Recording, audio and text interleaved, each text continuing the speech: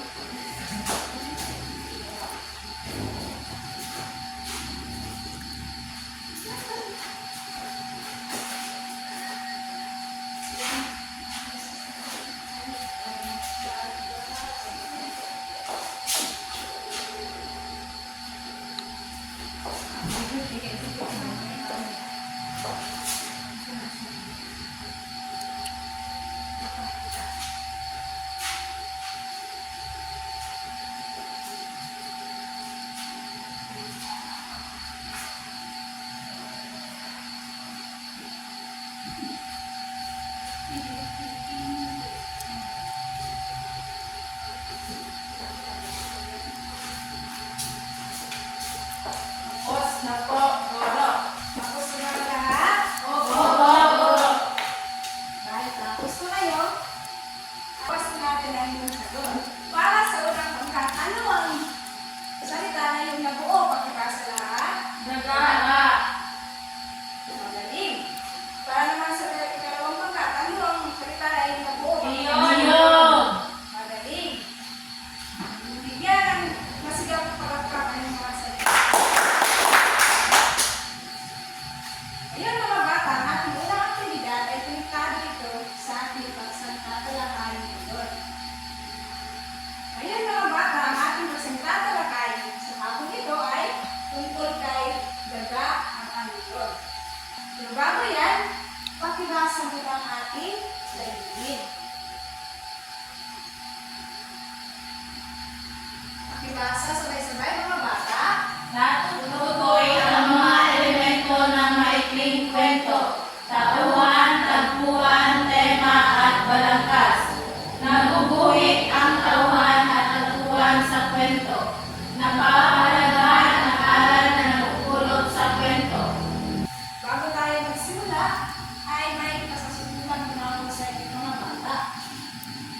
Pakibasa ang kanuto. Ikonekta ang salita sa hanay A at ang magkasing kahulugan nito sa hanay B.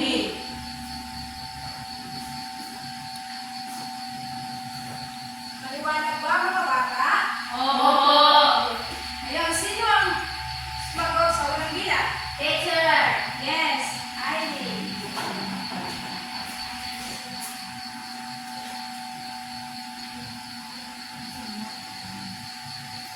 Teacher.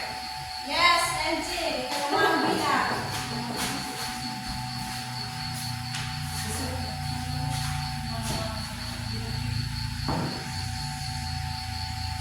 Sa ikatlong bilang, Shini.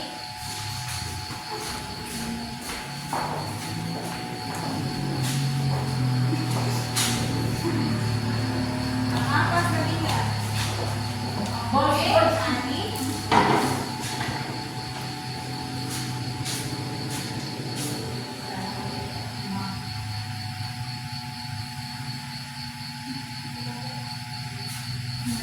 Ang limang bilang,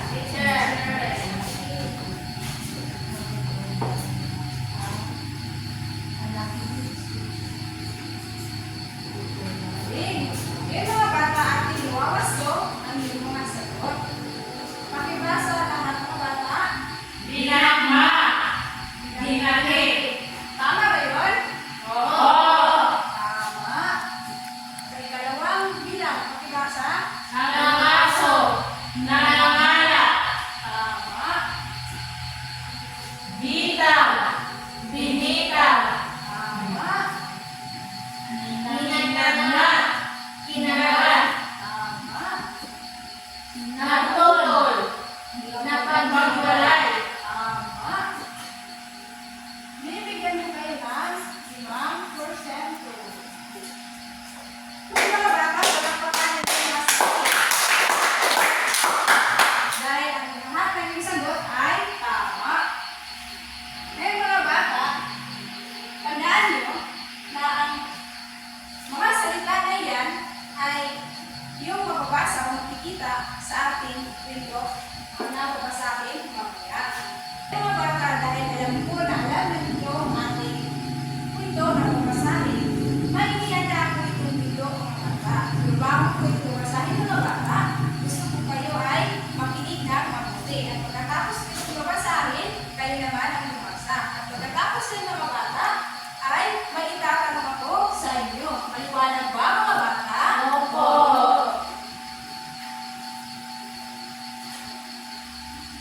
Ang daga at ang leon. Isang daga ang nakakuha ang maglaro sa ibabaw ng isang natutulog na leon. Kanya inaakyat ang likuran ng leon at pagdating sa itaas ay nagpapadaos-dos siya kay baba. Sa katuwaan ay hindi niya napansin na nagising ang leon. Hinakpan ng leon ang daga at hinawakan sa buntot na wari bagang balak sa isubo at kainin. Natakot at makaawa ang daga. Ipagpagmanin mo, kaibigan, hindi ko sinasabing pagbalay ka sa pagtulog mo. Wala akong masamang hangarin. Nakatuwaan ko lang maglaro sa iyong likuran. Huwag mo akong kainin, ang sabi ng daga. Nabakas ng leon sa mukha ng daga ang tunay na pagmamakaawa. Sige, pakakawalan kita pero sa susunod ay huwag mong mamalaki ang pagtulog, sabi ng leon. Salamat kaibigan, balang araw ay makagagawin ako sa pagkakinan mo, sagot ng daga. Lumipas ang maraming araw at minsan sa pamamasyal ng daga sa kagubatan ay kanyang napansin ang isang tumba na nakabitin sa puno. Lumapit siya upang mag-usisa at agad niya nakilala ang leon na nakahuli sa loob ng lambat na ginawang kita ng mga naso sa kagubatan.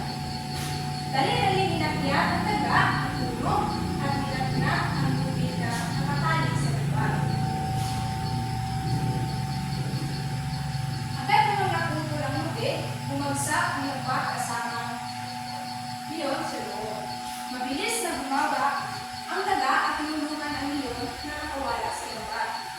Utang ko sa iyo ang aking buhay. Dating pasasalamat na sabi ng leon sa kaibigan daga.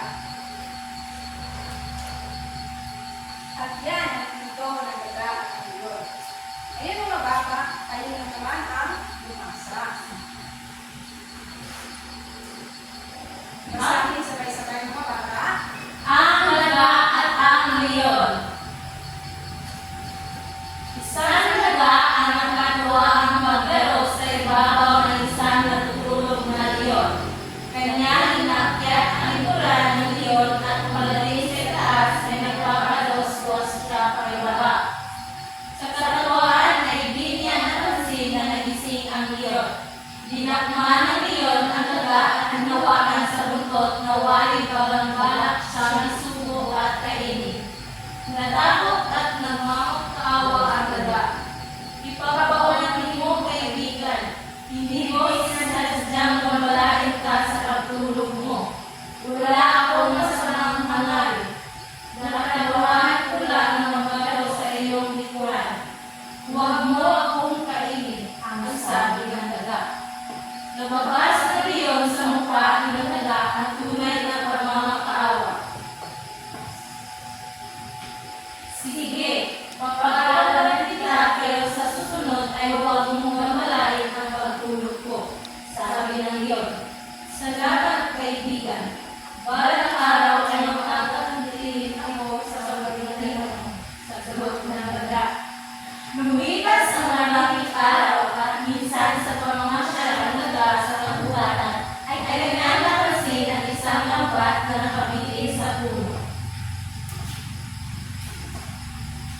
Lumapit siya upang mag-usisa at agad niyang nakilala ang leon na nahuli sa loob ng lambat na nagtitayong bigat na nananaso sa kagubatan. Dali-daling inakyat ng daga ang puno at inananak ang lubid na nakatali sa lambat. Agad namang namutol ang lubid at bumagsak ang lambat kasama ang leon sa loob. Mabilis na bumaba ang daga at nilulunan ni leon ng tulala sa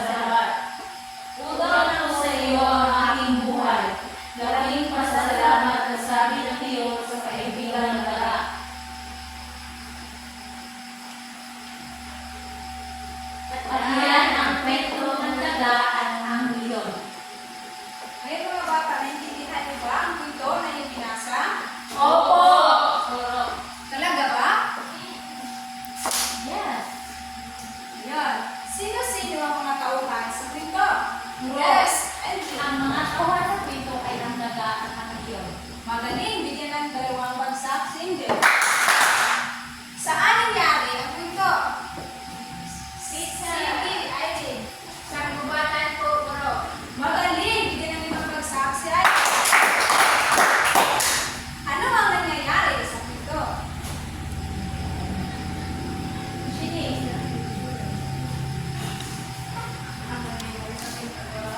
Ang nangyayari sa kwento ay may isang daga na naglalaro sa likuran ng isang leon at ang leon ay nagalit.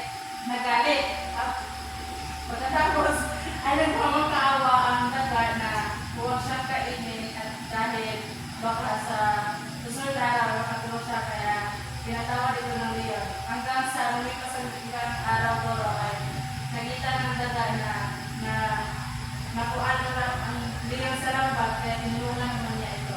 At mula noon, nalimot kayo nila sila. Magaling, napakahusay naman ni Shinny. Bigyan ng limang bagsak.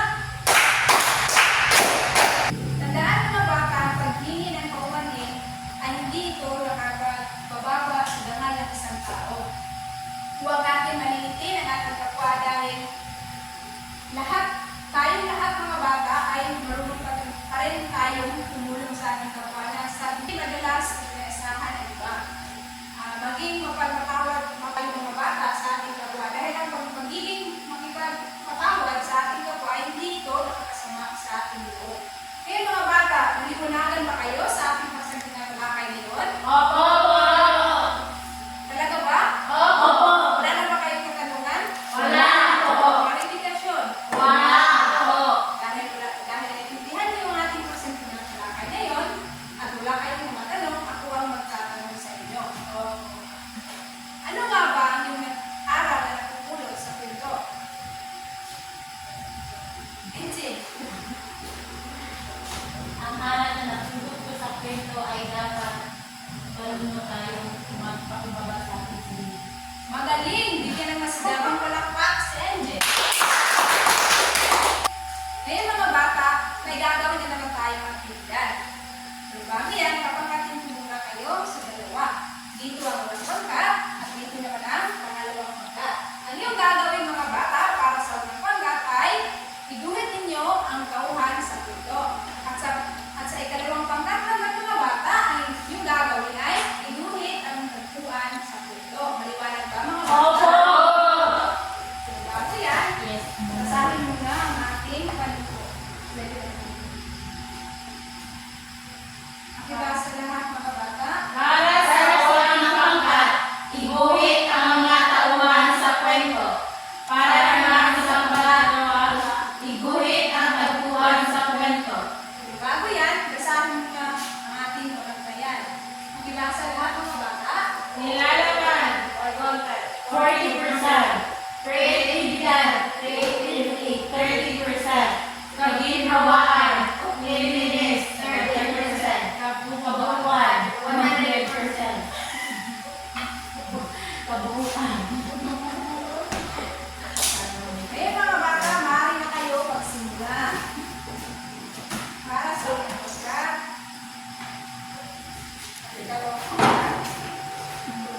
Bibigyan ko lamang kayo mga bata ng 5 minuto para gawin ito.